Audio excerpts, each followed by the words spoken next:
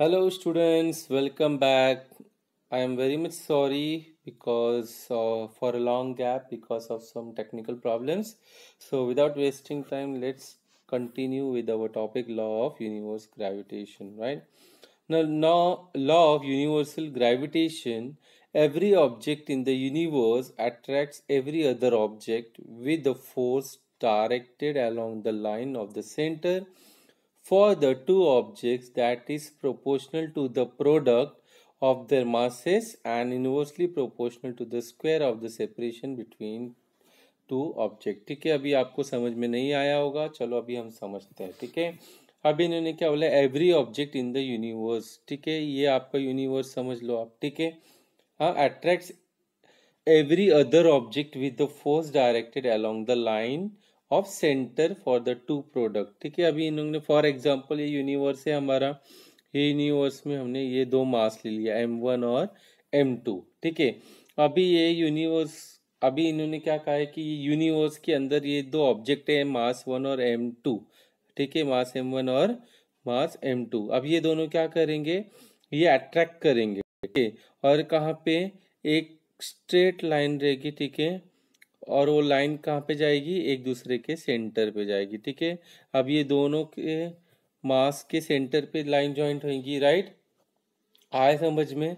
तो दोनों के सेंटर में जॉइंट होंगी और किसकी वजह से होंगी, फोर्स की वजह से। ठीक है, एक ऐसा फोर्स रहेगा जो उनको सेंटर से M1 के सेंटर से M2 के सेंटर पे ही अट्रैक्ट करने देगा। Okay, understood.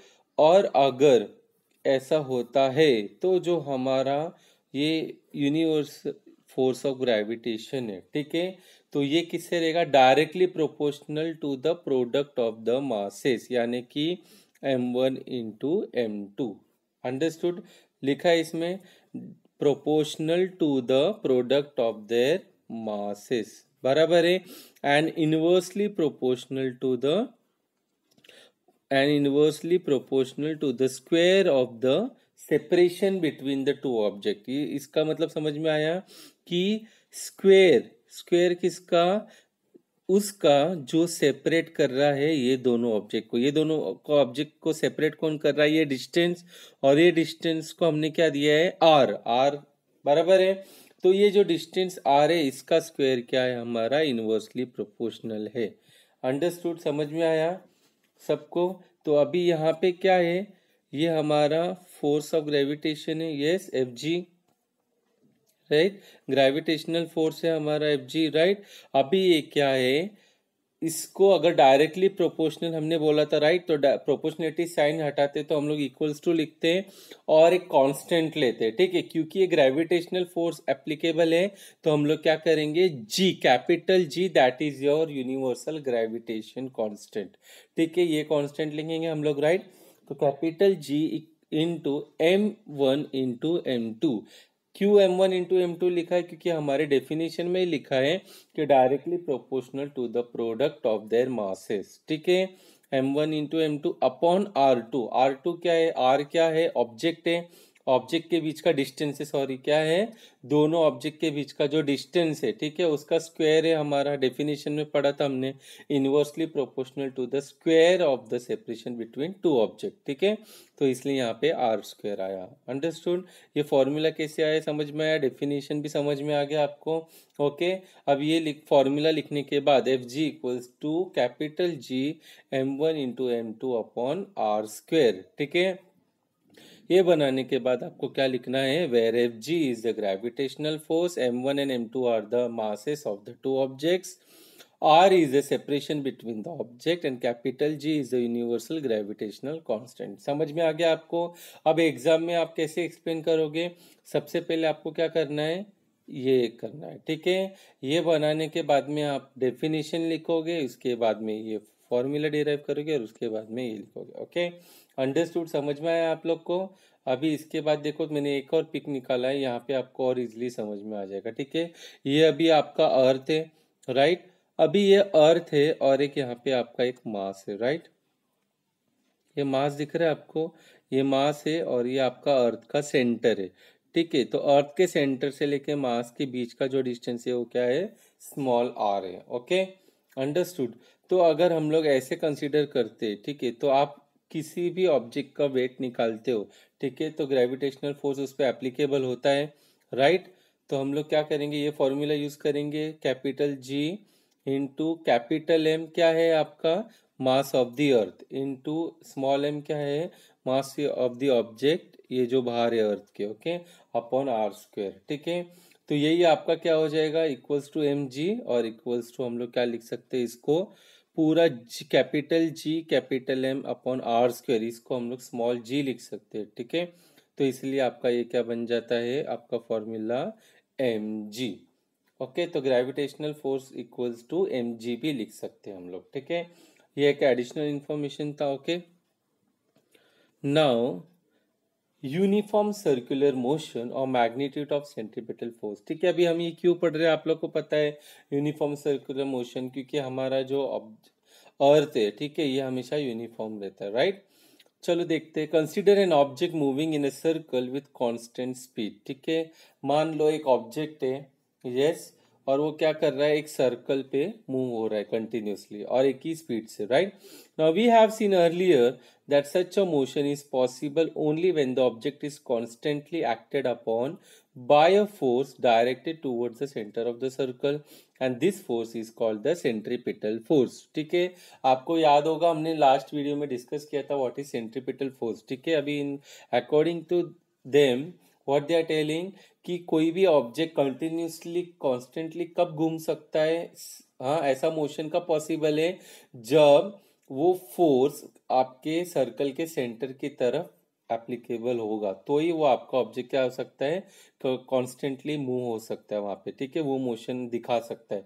तो ऐसे फोर्स को हम लोग क्या बोलते हैं, सेंट्रीपिटल फोर्स। और हमने एग्जांपल किसका देखा था, फुगड़ी का देखा था, यस, कि आप लोग फुगड़ी खेलते हो, अगर हाथ छोड़ दिया तो आप पीछे जाके गिर जाओगे, और हाथ एक दूसरे का पकड़ के रखोगे, यानी कि सेंटर में फोर्स अप्लाई करोगे, तो आप इजीली घूमते रहोगे, ओके, अंडरस्टूड, आए समझ में। Now if a planet is revolving around the sun is a circular orbit in a uniform circular motion, ठीक है। ये तो आपको समझ में आ गया कि क्या कर रहा है, एक प्लैनेट क्या कर रहा है, वो सन के बाजू में घूम रहा है, ठीक है, और वो कैसा है, यूनिफॉर्म सर्कुलर मोशन में, यानी कि सेम स्पीड में घूम रहा है, राइट।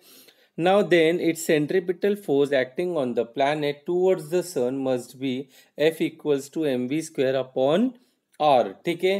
तो हम लोग यहाँ पे फोर्स क्या बोल सकते हैं, किसका, सन का, mv square upon r, ठीक है, where m is the mass of the planet and v is the speed and r is the distance from the sun।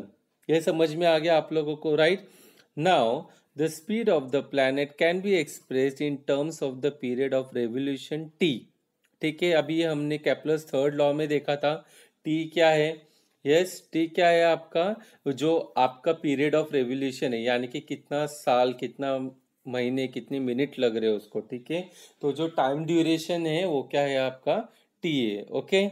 Now the distance traveled by the planet in the revolution equals to perimeter of the orbit, perimeter of the orbit क्या रहेगा, 2πr, yes, जहाँ पे आपका r क्या है, distance of the planet from the sun, यानी कि हमने देखा था लॉ ऑफ यूनिवर्सल ग्रेविटेशन में, यस, जो स्मॉल r था वो क्या था, डिस्टेंस था दो ऑब्जेक्ट के बीच का, ठीक है। तो वही यहाँ पे हम लोग लिखने वाले, right. Now time taken equals to period of revolution equals to t, ठीक है। t क्या है हमारा, टाइम टेकन भी बोल सकते हैं या पीरियड ऑफ रेवोल्यूशन भी, ओके।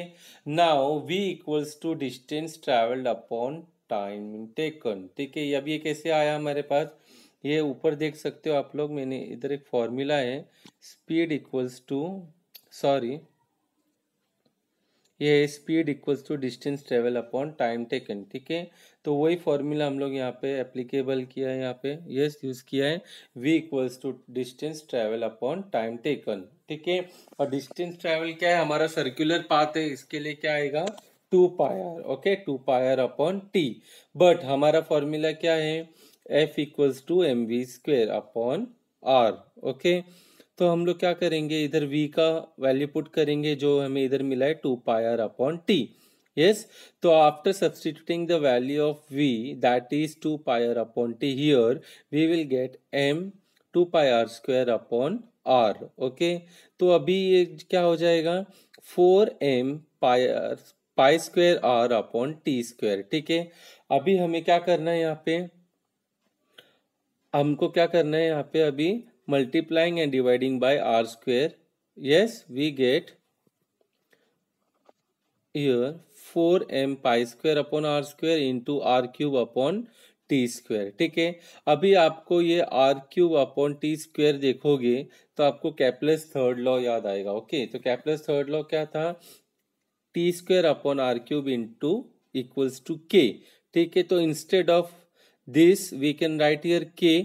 ठीक है, जब हम लोग k का वैल्यू पुट करेंगे इधर, ठीक है, तो क्या एक कांस्टेंट आएगा वो, यस। तो और भी क्या कांस्टेंट है यहाँ पे हम लोग वो देखते पहले। ठीक है, तो आप यहाँ पे क्या देखोगे कि 4m π² ये आपका कांस्टेंट है, राइट। तो अब ये कांस्टेंट है तो हम लोग क्या करेंगे, इसको कांस्टेंट ले लेंगे। ओके, यस, ये पूरा आपका कांस्टेंट आ गया। तो अभी ये कांस्टेंट हम लोग यहाँ पे लिखेंगे तो हमारे पास क्या मिलेगा, f equals to constant that is k into 1/r²। ठीक है, तो अभी हम लोग यहाँ पे ये बोल सकते हैं कि f is directly proportional to 1/r²। Yes और नॉट, 1/।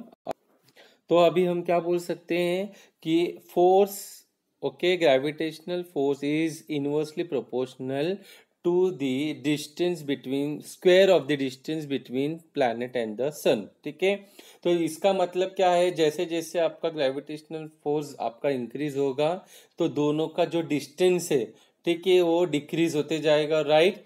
और अगर आपका डिस्टेंस जो है वो इंक्रीज होगा तो ये फोर्स कम हो जाएगा। ठीक है, इनवर्सली का मतलब ये हुआ, राइट। अंडरस्टूड, समझ में आया आपको। नाउ दस, अभी कंक्लूजन पार्ट है हमारा, यहाँ पे ध्यान से सुनना। ओके, नाउ दस Newton concluded that the centripetal force, which is the force acting on the planet and is responsible for its circular motion, must be inversely proportional to the square of the distance between the planet and the sun। ठीक है, ये जो हमें मिला यहाँ पे, यही हमारा क्या हो गया कंक्लूजन।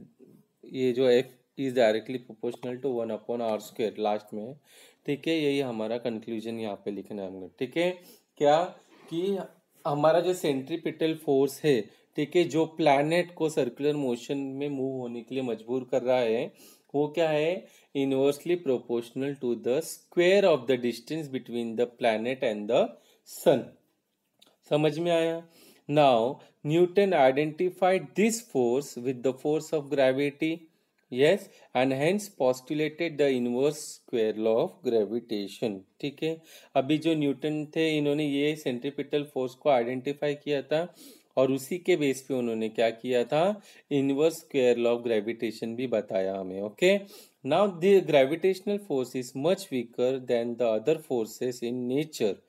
ठीक है, but it controls the universe and decide its future. ठीक है, अभी इन्होंने क्या बोला, ये जो ग्रेविटेशनल फोर्स है, ठीक है, ये बहुत ही वीक होता है अदर फोर्सेस से। ठीक है, लेकिन यही डिसाइड करता है। ठीक है, यही क्या करता है, कंट्रोल करता है यूनिवर्स को। Okay, now this is possible because of the huge masses of the planets, stars and other constituent of the universe. ठीक है, और ये कैसे पॉसिबल है, एक ग्रेविटेशनल फोर्स जिसका क्या है, फोर्स ही वीक है, ठीक है, then also it is controlling the universe and deciding the future. Why it is possible, because of the huge mass of the planets. ठीक है, जो बाकी के जो प्लैनेट स्टार्स है, ठीक है, वो सबके बहुत ज्यादा मास होने की वजह से। ओके, अंडरस्टूड, समझ में आया आपको।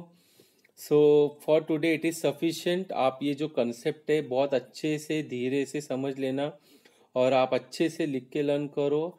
ठीक है, कुछ भी डाउट है तो आप कमेंट बॉक्स में भी लिख सकते हो, अपना डाउट पूछ सकते हो या ईमेल भी कर सकते हो। ठीक है, okay, thank you so much.